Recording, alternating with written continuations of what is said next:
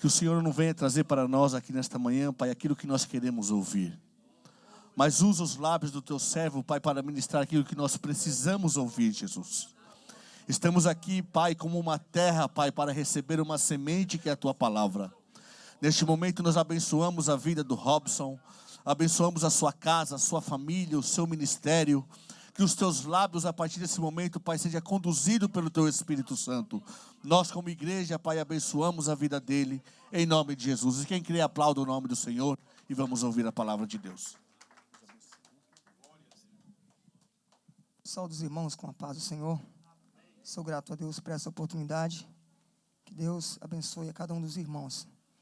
Essa semana foi uma semana bastante prova para mim, porque eu tive com a garganta ruim desde domingo para cá. Uma semana minha garganta bastante inflamada, mas muito inflamada mesmo. E eu pedi a Deus para que Deus desse saúde, né? Para que eu pudesse estar aqui pregando a palavra do Senhor. Mas deu uma melhorada, né? Graças a Deus. Estou um pouco rouco, mas mesmo assim, Deus é bom e a sua misericórdia dura para sempre. Quero parabenizar a todos os irmãos, conjunto muito lindo, que Deus em Cristo abençoe a cada um dos irmãos.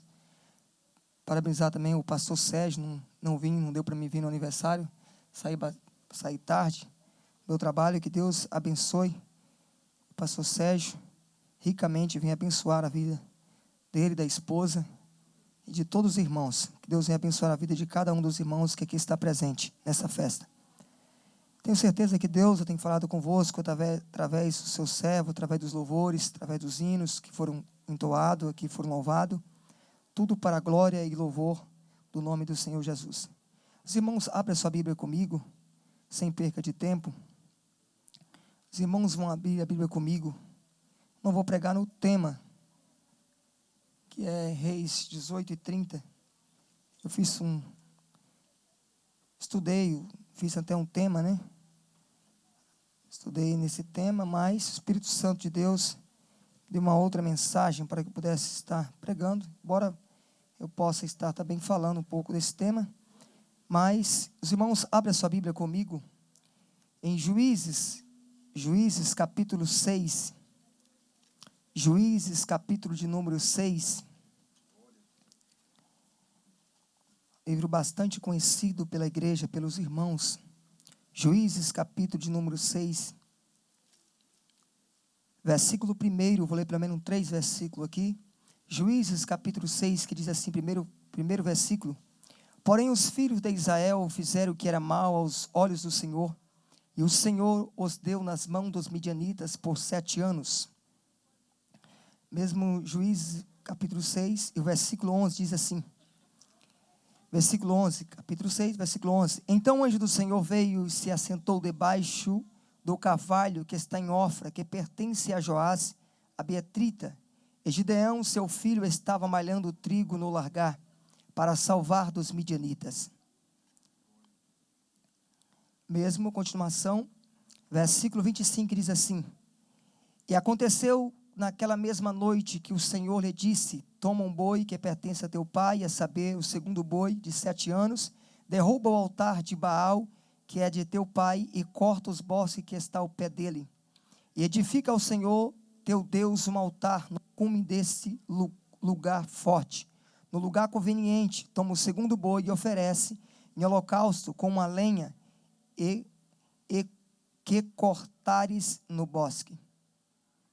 Os irmãos, podem tomar o vosso assento, fique à vontade, adorando e bendizendo o nome do Senhor, porque a Ele pertence toda a glória e todo o louvor. Queridos e amados irmãos, quando olhamos para a Bíblia Sagrada, vemos que o Senhor Deus, Ele sempre fala de várias maneiras.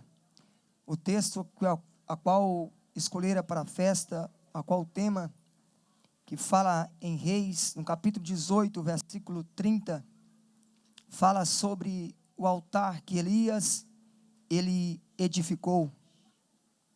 Aproximadamente a Bíblia vai dizer que aqui a Bíblia vai dizer que havia um homem, que esse homem, ele conhecia a Deus, ele era temente a Deus, e por passar de algum período de tempo, esse homem, ele profetizava, esse homem, ele sempre estava diante de Deus. Todos conhecem a sua história e sabem o seu nome, conhecido como Elias. Destaca-se como um dos grandes profetas da sua época, conhecido como o Tesbita de Gileade. Quando olhamos para a Bíblia Sagrada, vemos que Elias profetizou no reinado de Acabe por um período aproximadamente de 22 anos. Período a este que a Bíblia vai nos dizer que Elias, ele vai profetizar e ele vai falar por um período de espaço de pouco tempo.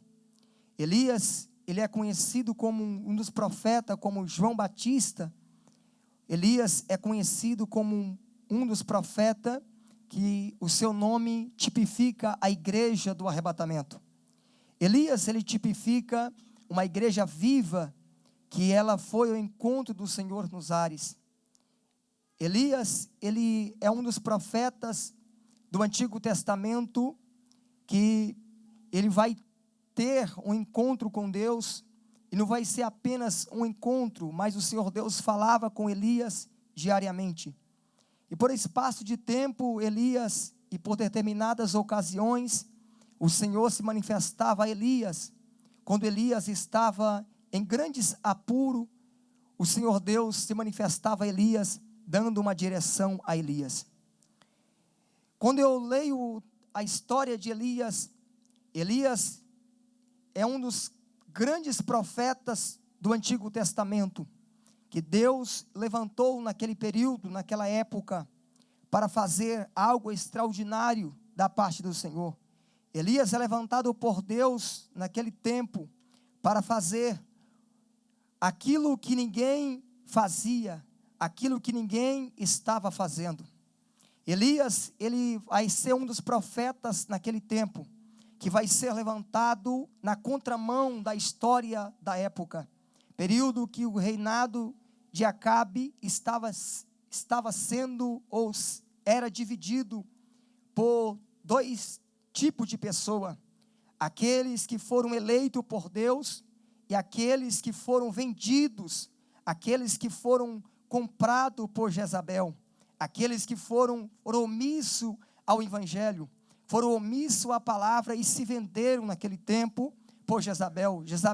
Jezabel comprou, por um período de espaço de tempo, ali alguns profetas, e deixaram esses profetas na sua casa, que comiam diariamente na sua mesa, que comiam diariamente da comida que era proporcionado por Jezabel.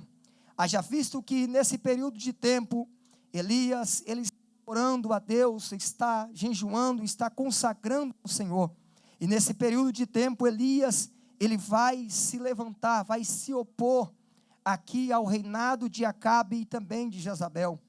Quando Elias vai profetizar, e Elias vai falar com Acabe, lá no capítulo 17, quando Elias vai se opor, dizendo que Deus iria castigar Israel, e Samaria ia viver uma extrema fome, de maneira que Deus não ia mais derramar a sua chuva sobre a face da terra. Deus cerra os céus, período aproximadamente de 3 anos, que fica sem água, sem chuva sobre a terra.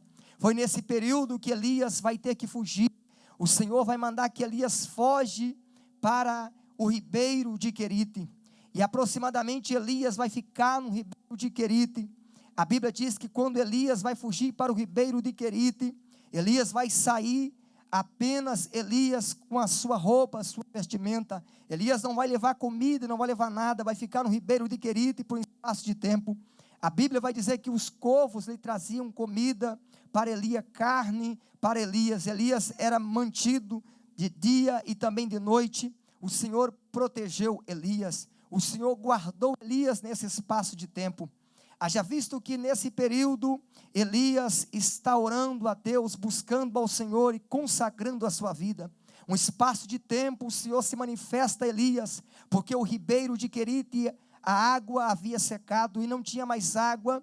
Então o Senhor Deus manifesta Elias dizendo: vai para Sarepta, vai para uma cidade de Sidom, aonde tem uma mulher viúva, que está à sua espera.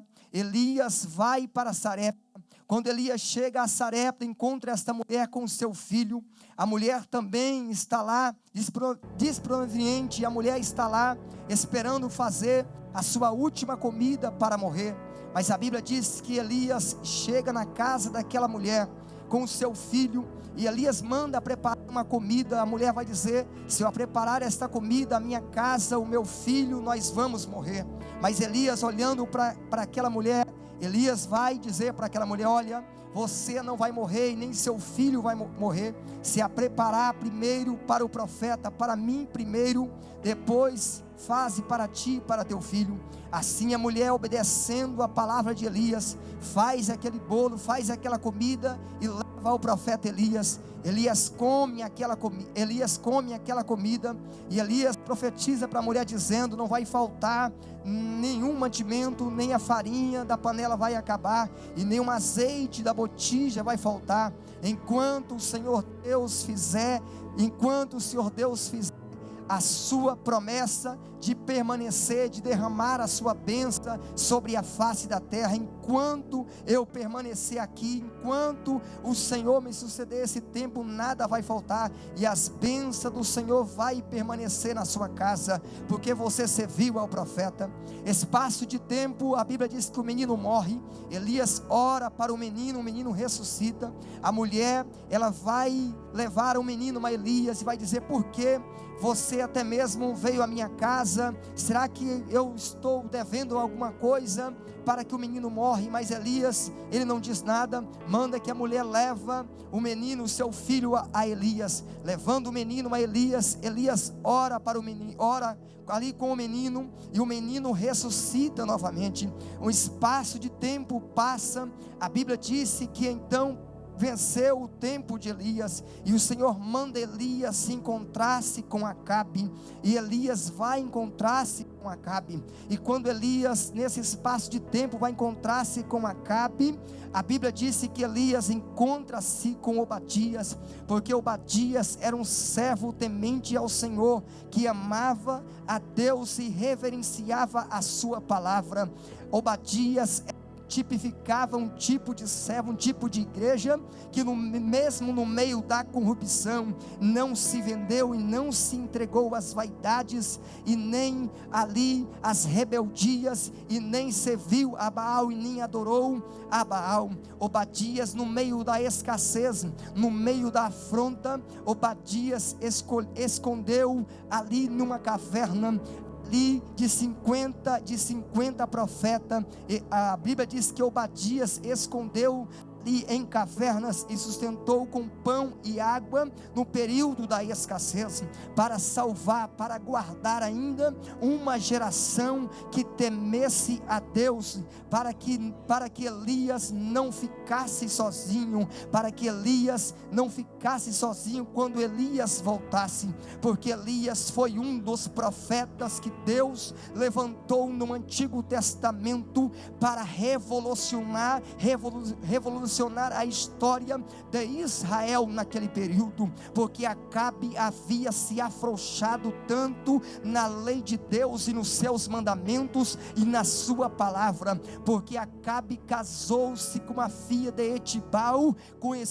A Bíblia diz que Acabe, casando com a filha de Etibal, a Bíblia disse que Acabe serviu então ali, porque Jezabel, o seu pai Etibal, como ele tinha ali uma hierarquia de sacerdotes na sua época, que adorava muitos ídolos, não apenas Baal, mas tinha uma possessão e uma idolatria tremenda, porque eles adoravam uma multidão de ídolos e estabelecia em reinados, e foi nesse período que Acabe, não honrando a sua autoridade como um homem que Deus o havia colocado como cabeça em Israel, ele perdeu a sua autoridade na sua casa. Quando um homem perde a sua autoridade na sua casa, a Bíblia mesmo vai dizer, o próprio Jesus, ele escreveu no Novo Testamento dizendo que Cristo é o cabeça da igreja,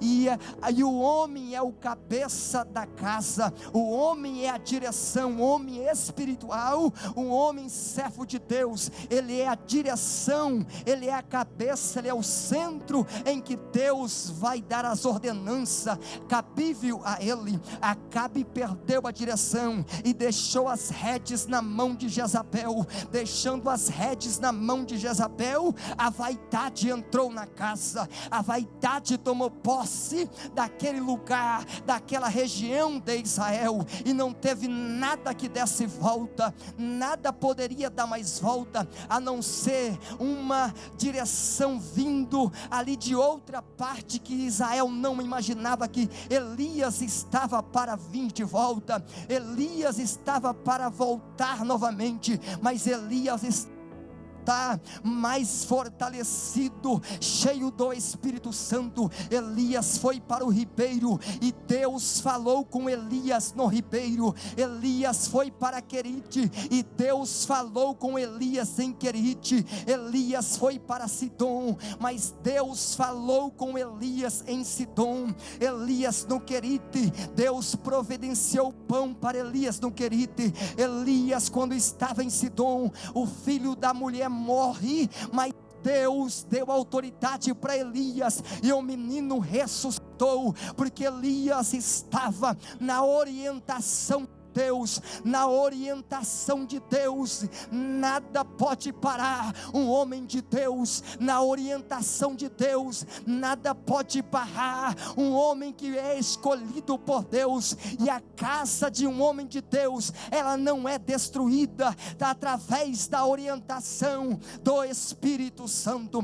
Quem é Elias? Elias no Antigo Testamento, ele tipifica uma igreja viva, como disse aqui. Elias no Antigo Testamento tipifica uma igreja viva, que estava esperando, que estava aguardando a vinda de Jesus Cristo. Será que nos dias de hoje que estamos vivendo, será que estamos vivendo como a igreja de Elias? Porque o próprio Jesus disse em Hebreus no capítulo 10 e o versículo 36, ele escreveu dizendo: e eis que um pouquinho de tempo, eis que um pouquinho de tempo, o que há de vir virá e não tardará. Aí ele escreve dizendo no 37, dizendo: e necessitais um pouquinho de paciência, porque depois de ter paciência, possais alcançar a promessa de Deus. Qual é essa promessa? A promessa que ele fez, que ele vai voltar, buscar a sua igreja. E no 38 ele continua dizendo assim, no 38 ele continua dizendo: mas o justo viverá pela fé, aleluia. Aí no versículo 39 ele disse: nós não somos daqueles que se retira para a perdição, mas sim daqueles que creem na conservação da alma. Louvado seja o nome do Senhor Jesus Cristo. Aqueles que conservam a sua alma, ainda que a Babilônia está indo de mal a pior, eles conservam a sua alma na pureza, na santidade. A Bíblia mesmo escreveu o apóstolo Paulo em Efésios capítulo versículo 27, ele diz que ele vem buscar uma igreja sem mácula, sem ruga, sem coisa essa semelhante e gloriosa,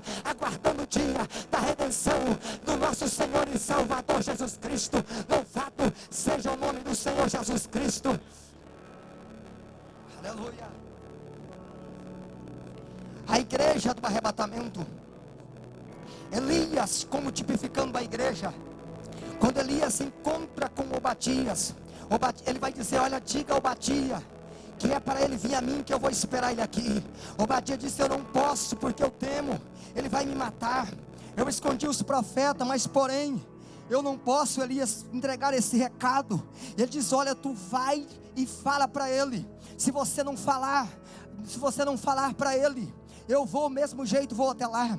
Elias não vai questionar Obadias, porque sabia que Obadias temia ao Senhor, e por isso Deus havia preservado Obadias, havia guardado Obadias, aleluia, porque o Senhor Deus guarda um homem, mesmo no meio da dificuldade. Ele é a sombra do esconderijo. O salmista Davi diz no Salmo 91: aquele que habita na sombra do Onipotente, ele é guardado pelo Senhor. Quem é guardado por Deus, no meio da crise, no meio da dificuldade, não se vende, porque ele sabe que Deus guarda ele, sabe que o Senhor protege, e o inimigo não pode matar, não pode destruir, ainda que tenta ofuscar os projetos, ainda que tenta ofuscar o sonho, não tem autoridade para massacrar, para matar, para destruir. Quando eu olho para a Bíblia Sagrada, Elias foi um dos maiores, foi um dos homens que foi marcado por levantar um altar e ficar na história. Mas como olhamos para a Bíblia Sagrada, os maiores levantadores de altar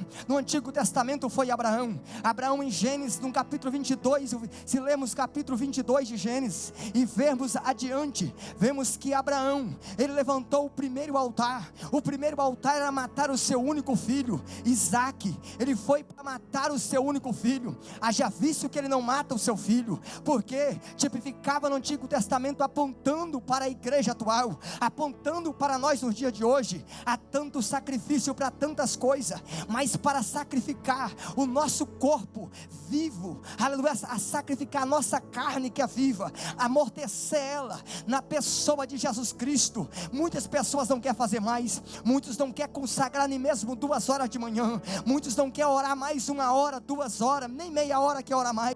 Depois quer ver Deus fazer, quer ver Deus derramar fogo, quer ver Deus batizar com o Espírito Santo. Deus não vai batizar com o Espírito Santo enquanto não massacrarmos a nossa carne, enquanto nós não sacrificarmos a Deus. Por isso, vemos alguns, como vimos aqui a irmã, levantar e entregar em profecia. Pastor Sérgio é prova, nos anos da igreja 90, 95, há muitos anos atrás, não precisava de nós, do pastor, exortar a igreja, falar muita coisa para a igreja já vinha avivada, porque o culto começava em casa, a igreja chegava vibrando no poder, na unção, havia profecia, línguas estranhas, revelação, o Espírito Santo de Deus batizava, irmãos eram carregados, saíam da igreja carregados. Por quê? Porque o fogo estava no altar. Nos dias de hoje há uma inversão diferente, há necessário uma construção no altar, há necessidade de construir novamente o altar de Deus,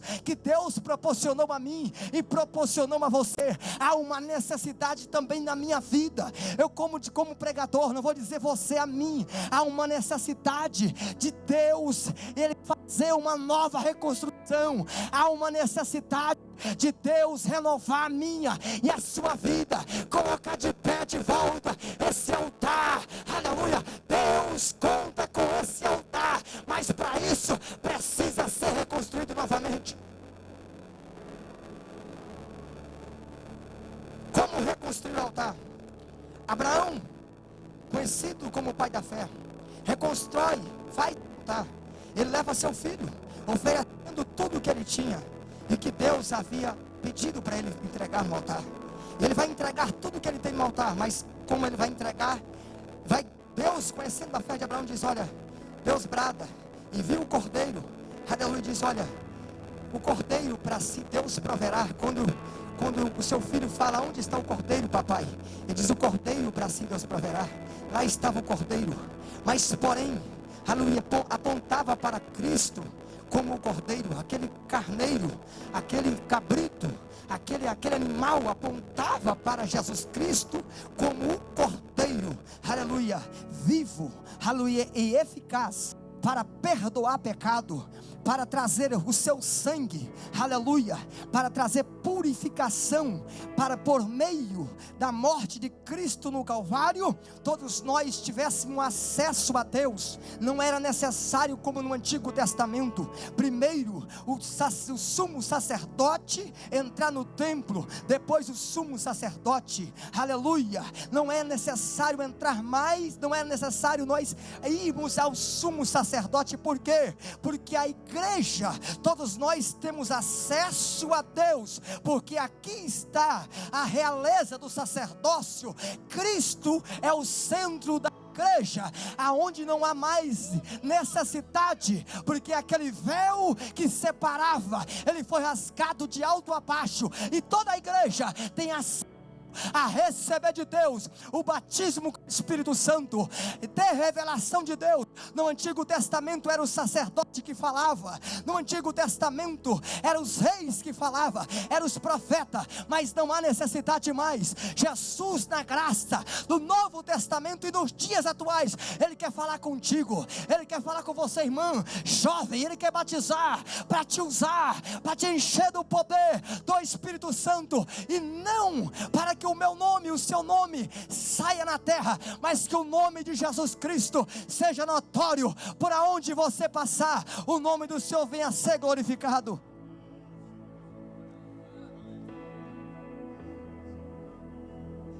Aleluia.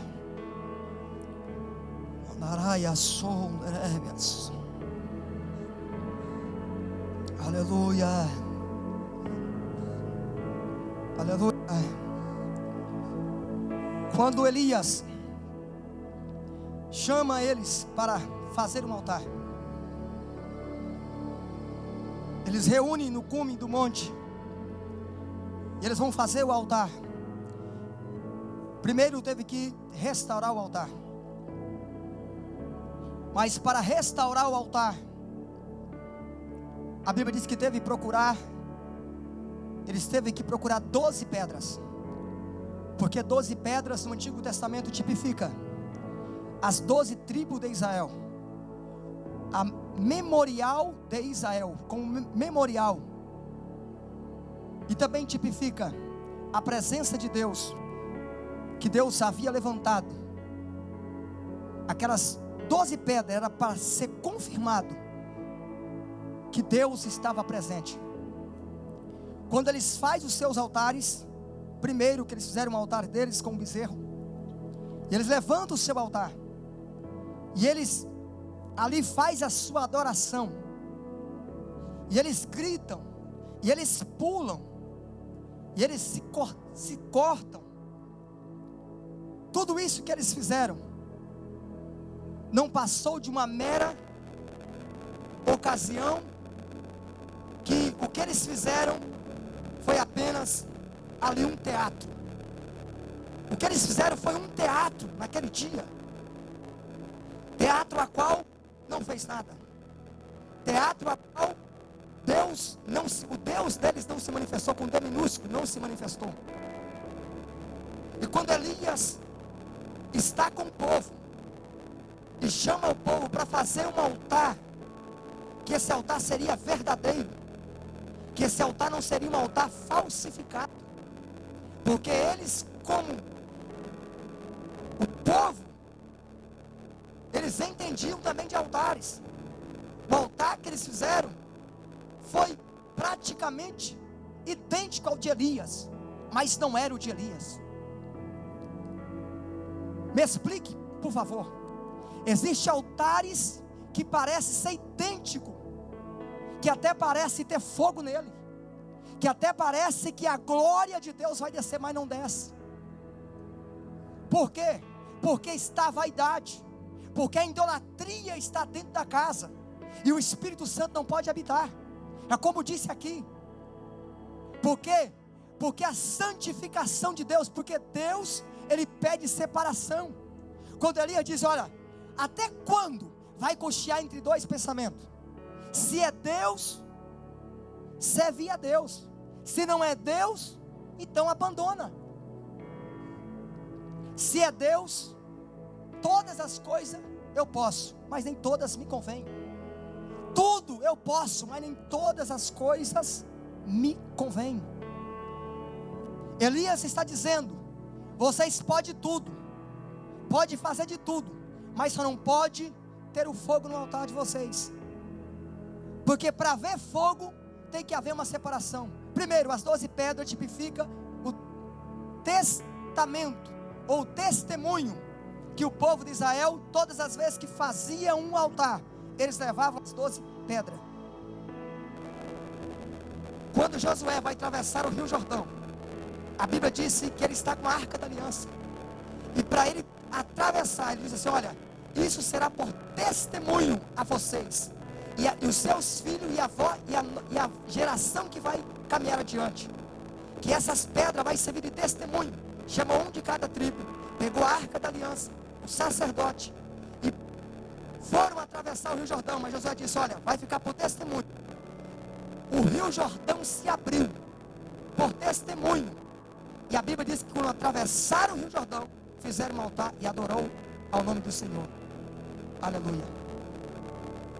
Jacó também, quando ele está fugindo do seu irmão Esaú, a Bíblia diz que por ele fugindo, medo de ser morto, ele vai cansar, afadigado, e a Bíblia diz que ele coloca uma pedra, ele deita sua cabeça sobre cima de uma pedra, e tem sonhos que o Senhor abriu a janela dos céus e havia uma escada muito grande, e anjo subia e anjo descia.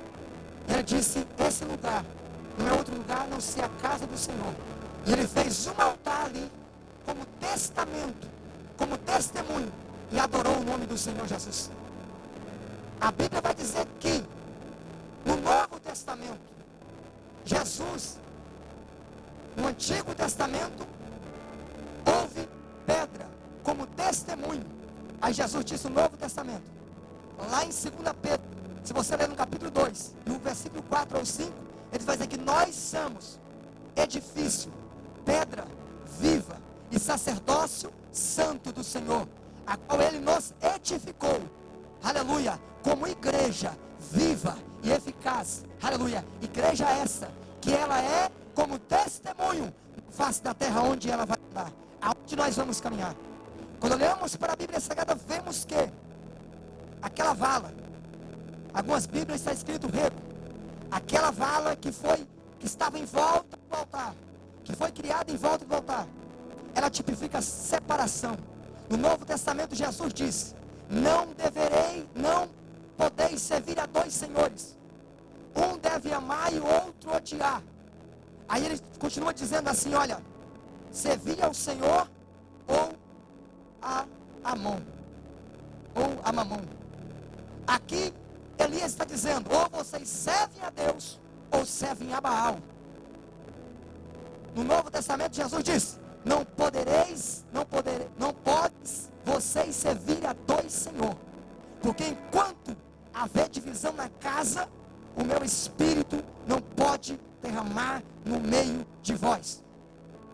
No Antigo Testamento, em 2 Crônica, se você ler no capítulo 7, versículo 14, depois eles construir o templo para ver fogo, a Bíblia diz que eles deveriam ter um grande quebrantamento, eles deveriam lançar-se em pranto, eles deveriam alguns no Antigo Testamento, vemos até mesmo reis, eles deveriam se vestir de pano de saco, algum deles teriam que se humilhar de forma que eles não queriam, mas era o dever, eles tinham que fazer isso. Sinal de humilhação, separação. A água que derramou no altar, a água que derramou naquela vala, ela tipifica a palavra de Cristo.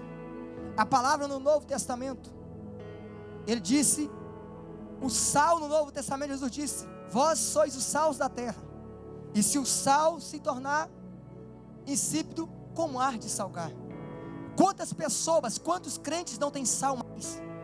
Quantos cristãos não tem mais tempero? A sua vida espiritual não tem mais sabor, não tem mais tempero. Vem na igreja por vir, porque ele perdeu a graça. O sal, se ele perder a graça, não tem como mais ter tempero dele. Aí vemos que a palavra de Cristo, ela traz santificação, ela traz purificação, ela traz regeneração. Jesus disse em João, no capítulo 14, versículo 6, ele disse: eu sou o caminho, a verdade e a vida, ninguém vem ao Pai a não ser por mim.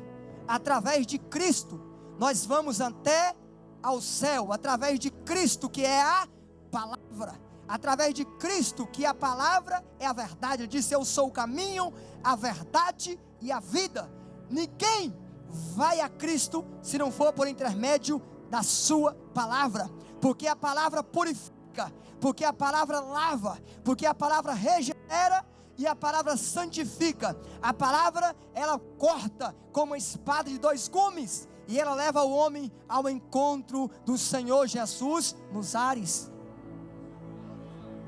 A lenha do holocausto, que eles colocaram a lenha, no Antigo Testamento, eles colocavam a lenha sobre o sacrifício. Todo o sacrifício tinha que ter lenha. E Elias disse: esse altar precisa de ter lenha. Como eu disse, primeiro, separação. Devemos separar do mundo. Tem pessoas que, se você andar na rua, não há diferença. Tem irmã que, se você andar na rua, não há diferença. Tem irmão que, se olhar no meio da cidade, não há diferença. Como eu posso dizer que é pastor? Como eu posso dizer que é um evangelista, é um obreiro, se na igreja ele está de calça, mas lá no mundo, lá fora está de bermuda? Há uma diferença, há uma separação. Como eu digo que é uma irmã, se na igreja está toda arrumada para ir para a igreja, mas não há diferença. Na igreja comporta como santidade, como altar de Deus, mas lá fora não há separação.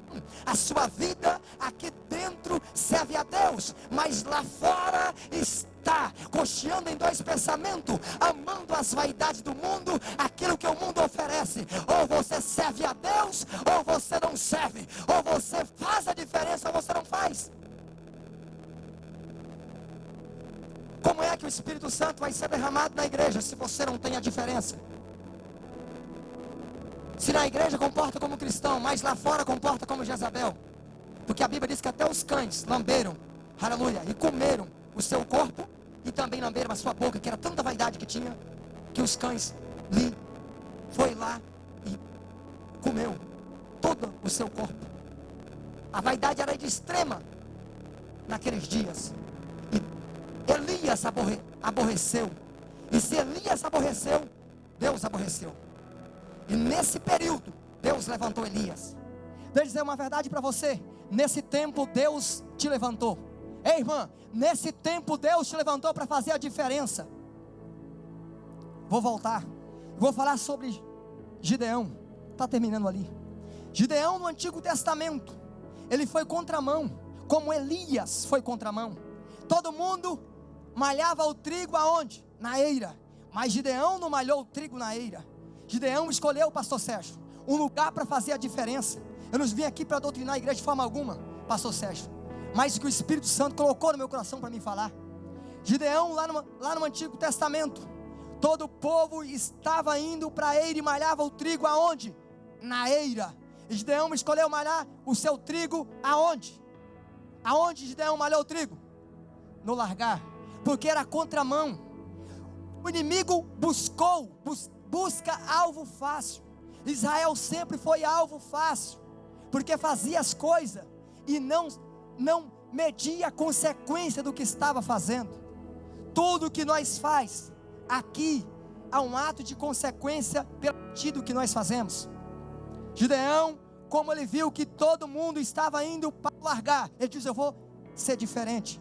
Você não é como os demais irmãos, ou como as demais pessoas, que faz ou de costume. Deus escolheu você para fazer a diferença.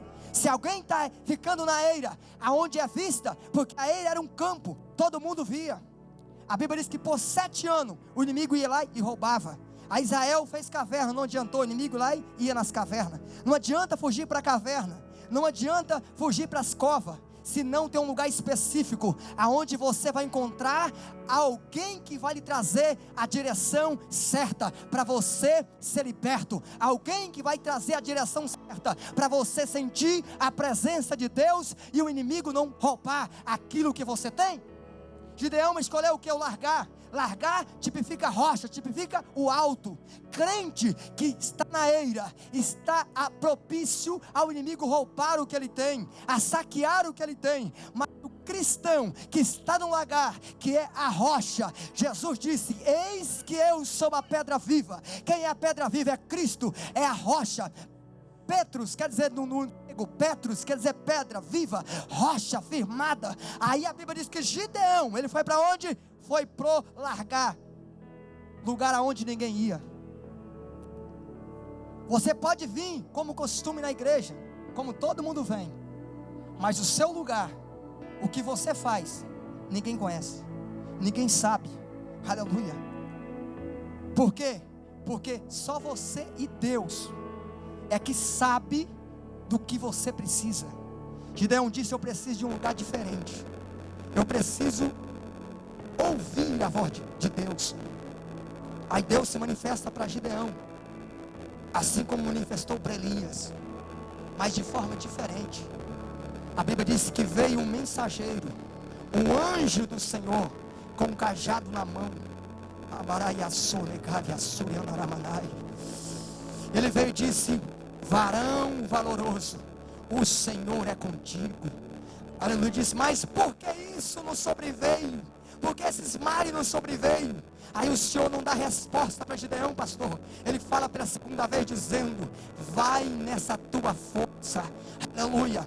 Deus tem uma mensagem para você dizendo: varão valoroso, o Senhor é contigo. No meio dos questionamentos, você questiona na sua casa, no meio da sua família, da sua parentela, mas o Senhor, no meio do seu questionamento, Deus não te dá resposta. Ele levanta mais uma vez e diga assim: olha, o Senhor é contigo, vai nessa tua força, porque o Senhor há de dar livramento, porque o Senhor vai te dar graça, vai te dar poder, e você vai vencer o inimigo. Deus vai falar contigo pela segunda vez, como falou com Gideão. Deus vai falar contigo pela segunda vez, como falou com Elias. Me explique. Aleluia. Elias, aleluia. Deus falou com Gideão de forma de um anjo, mas com Elias Deus falou através do seu sinal, tipificando a igreja dos dias atuais. Você já ouviu aquele hino? E que Deus vai levantar. Quem tem aquele louvor de Elias? Aleluia, que Deus levantaria profeta como Elias, como Daniel. Já ouviu cantar aquele louvor?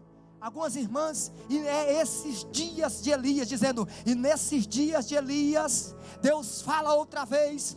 Deus fala contigo mais uma vez, dizendo: no tempo que Deus levantou Elias, aleluia, aquele foi o tempo de Elias, mas Deus levanta você nesse tempo.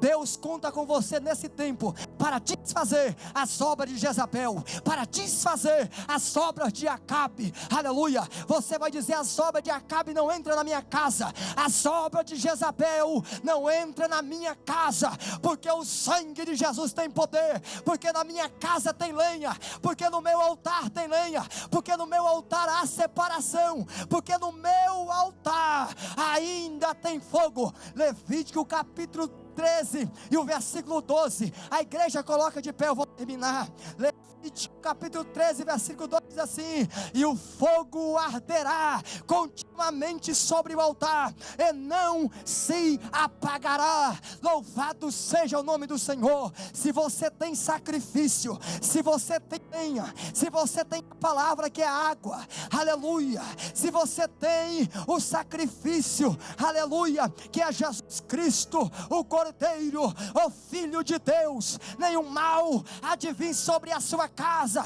sobre a sua tenda, porque o sangue de Jesus Cristo, há poder no sangue de Jesus Cristo.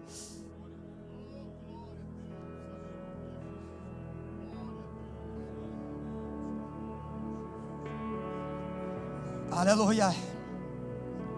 O fogo que desceu sobre o holocausto tipifica o Espírito Santo que desceu naquele dia no holocausto.